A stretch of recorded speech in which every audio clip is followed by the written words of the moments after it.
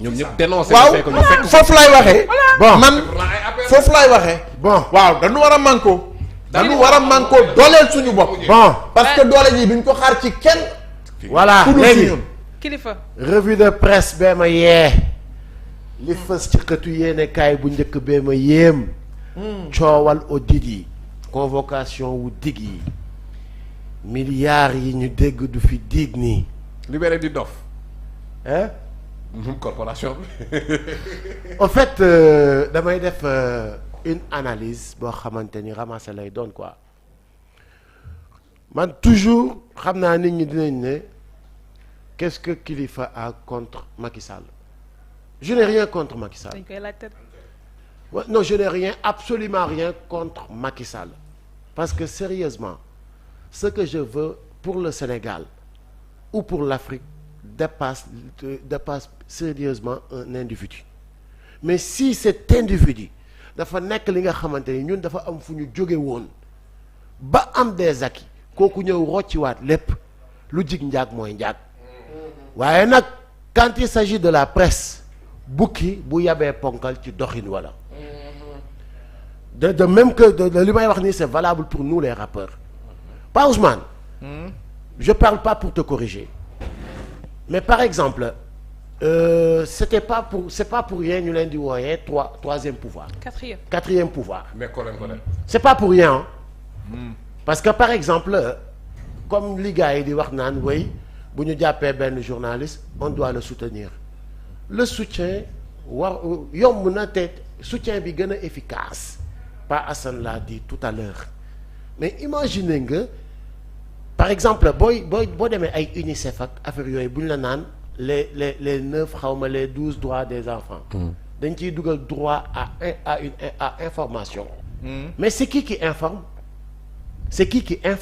bu ñu nee information automatiquement ki ci am un grand rôle bu mu war a jouer c'est qui c'est la presse c'est le journaliste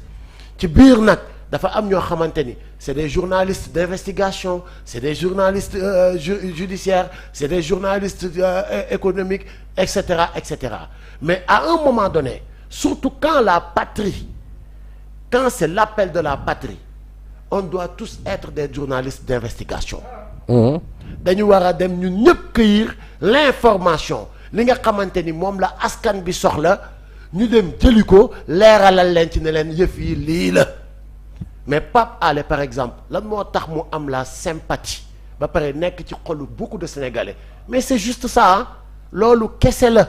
ak conséquence ak lu ko ci mën a fekk je dis pas qu'il est le meilleur journaliste ou je dis pas qu'il est le plus dugg na fi génn mais lan mooy seen problème yéen. non aw ma problème pas Ousmane xaaral dafa ndànk nag mais parce que ni ngeen koy rediriger. non waxuma ni pas Ousmane bu ma fekk dire loo xam ne waxuma ko. wala ngeen déggee ci ay perception loo xam te ni. non mais non bul gisee nii dara non dafa ndànk mais bul gisee nii mais laisse-moi non parce que dama est-ce xamul que lan xam moo nga waral toog naa une heure de temps di leen déglu yéen ñëpp waxuma lool dama la ne la sama wax bii may wax bañ naa ko ba dama wax sax suñu bopp ñun quand les rappeurs par exemple étaient unis pourtant on n'exigeait pas à tous les rappeurs de rapper de la même façon ou de traiter tous les sujets ou de spécialiser ñun kër gi dañoo ñëw ñu jël suñu position assumer suñu style de rap ñu ne ñun dañuy def un rap boo xamante ni day conscientiser day engager lu ñu ci goobe gar ko on va traiter des sujets lu ëpp dañuy wax ci politique sociale économique wax ci faits divers am ñeneen ñuy ay vidéo bu bees ñoom ne woy rap spirituel la ñuy def keneen ñëw ne moom storytelling lay def comme genre benn Bill Diakhou wala benn pakoti na ñoom storytelling la ñuy def et cetera mais seetlu nga en 2000 les premiers ñi njëkk a déclic ñi joxe déclic bi ñëw dagg li fi nekkoon ci Abdou Diouf c'était qui c'était les rappeurs ba am na ci suñu benn morceau gis-gis yu waroo caat mu ngi koy wax naan ñun ñoo daaneel régime mu Diouf doxee tànk yonent yàlla ci suuf may presse bi fit jox opposant yi baat xoj nguur gi ci put ba lépp lu mu waat mu jëfee ko est-ce que yaa ngi comprendre mais bi ñu demee ba un moment ñu jël le rap comme li kii wax léegi tout à l'heure Abbas je le rejoins ñu ne way le rap ne nourrit pas son homme donc il faut nga bàyyi di dëgëral di tengal di attaquer yenn yi doo am sponsor quand tu attaques l'état dugg na fii génn fii nga gis beaucoup de rappeurs ou plusieurs rappeurs ñi ma ci xam de mooy que Kër gi et Nit Dof sont restés constants Gaston il est resté constant boobu ba léegi c'est un rappeur engagé na ñoom anyway lu ñu ci goobe gar ko yàlla la ñu yaakaar dañuy teewal askan wi askan woowu moom moo leen di def lu ñuy doon kenn mënu ci dara Macky Sall li tax ma wax lii lépp ramassé mooy Macky Sall bi mu ñëwee dafa xool jikko sénégalais bi dafa xamante ni pour def lu la neex da ngay def ce qu'on appelle diviser pour mieux régner et bi mu gisee que ni le sénégalais ci lépp lu mu ne ci métier yépp nag laay wax il n'est pas solidaire dafay créer zizanie ci ñun rappeurs yi mu ne utal naa leen fonds des cultures urbaines mu nekk loo xamante ni tey je vais faire une révélation c'est très normal parce que c'était à la demande de Y'en a marre ci les 9 ponk yi ñu joxoon Macky Sall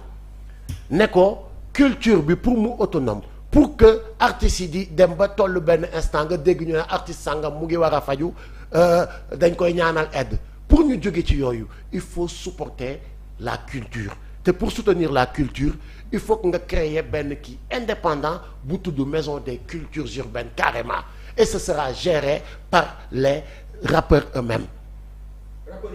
déglul de mu nekk loo xamante ni dafa normal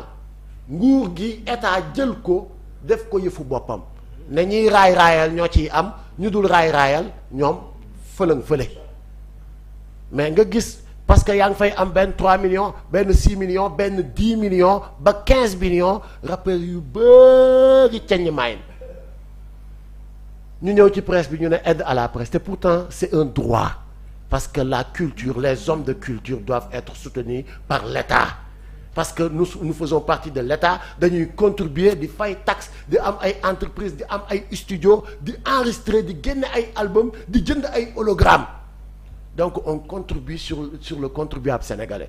donc très normal comme en France comme aux États-Unis ni ñuy di gouvernement yi di soutenir la culture sans contrepartie ñu ne leen woy après mais da ngeen ñuy xalamal noonu la war a amee Sénégal mais ñi ko nangu nañ ko ba indi division bi am ba indi faiblesse bi am presse bi ñu ne aide à la presse c'est ce qui est très normal on doit soutenir la presse on doit aider la presse on doit loolu bokk na ci liy encourager la presse pour ñu autonome di mën a bind parce que un gouvernement doit être surveillé Macky Sall bi muy dagaan baatu sénégalais yi daf leen ne man lii su ngeen ma falee lii su ngeen ma falee lii su ngeen ma falee après bi ko sénégalais yi falee ils doivent être surveillés ci li nga xamante ni moom la waxoon te noog sénégalais yi te loolu ñan ñoo koy def ay sentinelles qui sont les sentinelles la presse qui sont les sentinelles des artistes engagés qui sont les sentinelles et cetera léegi nag yëf yi lenn la moi je soutiens en tout cas la presse et je soutiens tous les hommes de médias te seen fóotum biir boobu ngeen di wax seen lël boobu bés bu ngeen toogee ba koy def pour organiser wu ñaar ñii moom ñaari grand yi foog ngeen génne leen ci Madiambal ak Yërim ak ndaw sa nekk ca Farda Mamel ba foog ngeen génne leen ci parce que ñii c'est ay businessman lañ man maa ko wax man kilifa ay businessman lañ ay journaliste lañu donc man maa ko wax. non tooñu ma parce que gis nga Ndeye Aram man je te connais bi ma la commencé fréquenter yàggul mais je sais que tu es digne tu es intègre je sais que voilà quoi pas Ousmane Touré kazalika naka noonu mais yéen lii ngeen jël def ko métier def ko profession di ci am ni ngeen ci am di ci tedd te pourtant du ngeen joxe seen bopp oui du ngeen joxe seen bopp jaayiwu leen yéen a ngi koy def dignement patron de presse sax du leen yàpp ku leen bëggul bàyyi ku leen mënul bàyyi ku ngeen di liggéeyal da ngeen koy ne ñun nii la ñuy gisee su la neexee on travaille bu la neexul nga seeti keneen mais ñun kenn duñu dicté kenn duñu jox benn kii nañu nii ngay waxee wala nii nga kiiwee way xam nga presse bi kii moo làqatu ci ginnaaw wala diw ay suspicion merci beaucoup tu vois donc ci tënk daal na sénégalais yi muy mën a kum ci mën a doon ñun ñëpp nañu xoolaat suñu toogaay parce que mooy li ma doon jéem a wax Alioune Sow il ne faut pas qu'on accepte une petite minorité ñu leen di wooyee les politiques doo dem fenn ci carte d'identité amul benn carte d'identité bu ñu lay laajee wala fooy dem ñu naan la profession nga ne politicien amul c'est pas une profession c'est pas ni un métier sérieusement donc pourquoi on doit accepter une petite minorité di ñu jàpp en otage depuis les indépendances ku ñëw di ñu fowee di ñu ping-pong di ñu mbuuta mbaay di ñu riita mbale pour lan ñu koy accepter non mais sérieux donc sénégalais yëpp nañ defaraat seen toogaay gis nga politique yi nii moomuñu ñun ñoo leen moom gis nga politique yi nii financé wuñu ñun ñoo leen di financé ñun ñoo leen di financé kon on doit leur exiger nan la ñuy téye suñu moomeel yooyu donc man c'est ce que j'avais à dire soutien pour toute la presse mais xoolaat leen seen toogaay. Firi nit dof Firi Karim Xrum Xax. Firi nit dof Firi Karim Xrum Xax Firi Oustaz Assane Seck ak Maty Sarr Niang bàyyi leen ñi ngeen tëj ci kaso yi. Alioune Sané yëg ngeen li xew ak Alioune Sané mercredi il a été libéré par la chambre d'accusation. Le procureur injecté waat appel. c'est-à-dire cassation bi baax. cassation le procureur du cour de cassation. waaw këtee Aliou. merci këtee Aliou. këtee waaw wax nga dëgg.